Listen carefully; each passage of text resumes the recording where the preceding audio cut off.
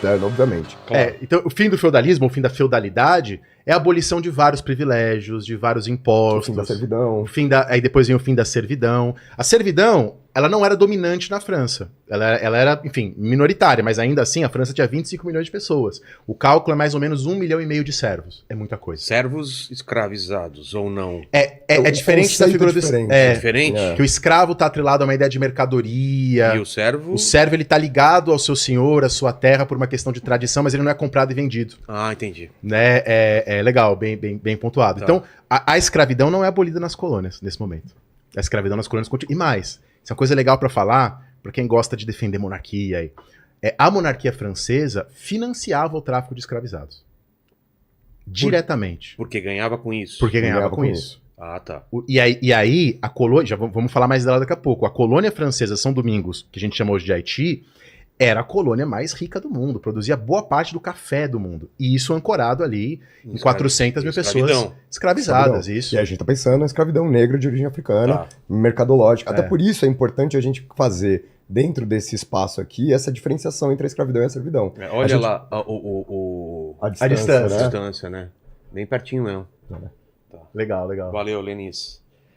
Desculpa. Não, imagina. Então, é por isso que é importante a gente fazer essa diferença. Quando a gente fala que a servidão não é uma forma de escravidão, a gente não tá falando, nossa, escravidão era maneiraço. Claro. A gente só tá lembrando que eram estruturas que tinham as suas especificidades, né? Entendi. É isso. Enfim, e aí essa lei, em 4 de agosto de 1789, abole vários dos privilégios, e depois, no dia 26 de agosto de 1789, fica pronta a Declaração de Direitos do Homem e do Cidadão.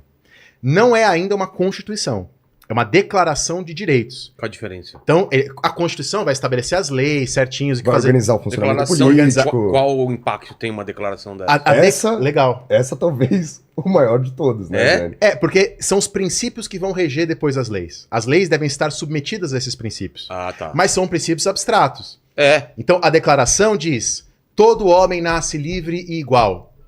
Mas ela não diz se abole a escravidão. Então. Aí, justamente, igual, ela não diz. Os caras são mais igual que outro, né? Ela não diz. Não, aí, justamente, um deputado chamado Mirabeau vai falar assim... O quê? Não, cara. Você não pode meter uma dessa assim do nada, cara. E aí esperar que a gente não ria, cara. O cara Mirabeau, velho.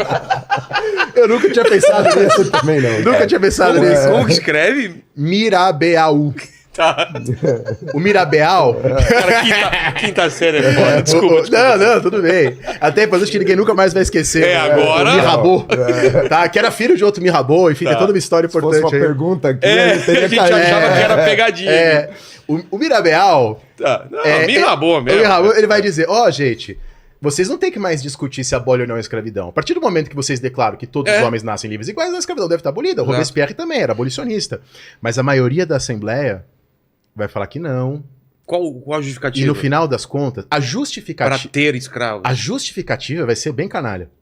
A justificativa vai ser a seguinte, que as assembleias das colônias, elas têm autonomia para decidir as próprias leis. Só que as assembleias da colônia, elas eram controladas por homens brancos. Claro. Então eles iam manter a escravidão. Então, na prática, isso era manter a escravidão. Mas a questão é, a partir do momento que é proclamada a Declaração de Direitos, você tem revoltas de pessoas escravizadas na Martinica. Para fazer valer. Em Guadalupe. Quer dizer, então, por mais que para a maioria das pessoas aquilo não valesse para todos, algumas pessoas passam a ler assim. E ela ajuda a despertar expectativas e revoltas e coisas assim. Tá? Hoje a gente fala que a Revolução Haitiana, ela não é meramente uma decorrência da Revolução Francesa. Ela tem a sua autonomia. Por exemplo, você tem a participação, a gente pode até falar sobre a Revolução Haitiana outro dia, eu te recomendo umas pessoas legais. Quero sim. A participação de sacerdotes voodoo e a importância da religião voodoo. O Boukman era um sacerdote voodoo, ele que vai convocar as pessoas para a Revolução, e aí tem o que ele teria dito, que vira o hino, e vira depois, não hino, mas uma declaração importante. Enfim, tem toda uma história que mostra a autonomia da Revolução Haitiana. Mas, de fato, ajuda também. Então, a gente fala hoje que a Revolução Haitiana e a Francesa são processos históricos entrelaçados. Porque depois que a Revolução Haitiana começa, eles obrigam os franceses a discutir a questão da escravidão. A Constituição de 1791, só pulando 2 anos, mas só para esclarecer para as pessoas, que eu sei que muita gente se interessa por esse debate. A Constituição de 91 não abole a escravidão. Então ela pega essa Declaração de Direitos Ignora. E usa isso no sentido de manter a escravidão nas colônias. Então aquilo que você estava brincando, que alguns vão ser mais iguais do que outros... Acontece. Acontece, de fato. Só que aí começa uma campanha dos homens negros livres. No Haiti? Do Haiti, aí muitos vão para Paris e dão discurso, então Julian Raymond dá um discurso na Assembleia. E eles começam... Ela tinha noção do que acontecia no Haiti? Tinha noção. Tinha noção, isso é muito importante. Inclusive, há pessoas negras livres no Haiti que estudaram na França. Que estudaram na França, e o Raymond, ele dá um discurso na Assembleia depois. E ele consegue o direito dos homens negros livres. E aí depois, em 1794, bem mais pra frente, quando os jacobinos estão na liderança, eles abolem a escravidão em todo o Império Francês. Entendi. Mas aí o nosso ponto é, a abolição da escravidão na Revolução Francesa não é uma consequência da Declaração de Direitos do Homem e do Cidadão. Olha como os franceses são bonzinhos e espalham a liberdade. Não.